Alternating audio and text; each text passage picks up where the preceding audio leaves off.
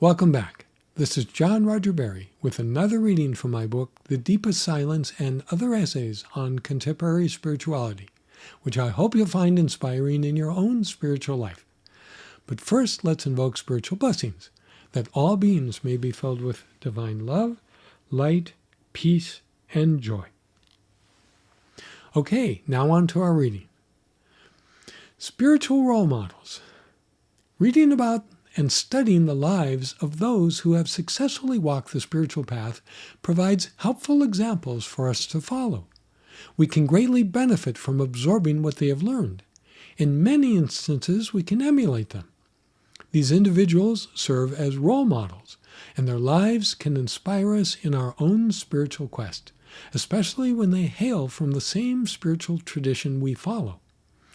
As opposed to the many me-first and money-first exemplars that dominate the daily headlines, spiritual role models present higher ethical and spiritual standards after which we can pattern ourselves. Instead of witnessing the many ways that humankind expresses hatred toward one another, we can see from the lives of the saints and the saintly how it is possible to love one another. Instead of observing instances of criminal acts against one another, we can see far more inspiring examples of those who selflessly help and give to one another. The spiritual greats show us by their lives what philosopher Gerald Hurd called unlimited liability in practice. Tibetan Buddhists call this universal altruistic attitude bodhicitta.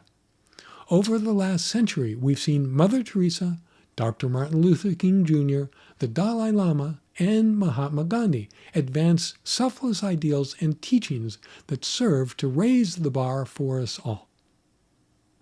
It can also be tremendously supportive for us simply to recall those who inspire us, especially when dealing with the challenges we face in our lives.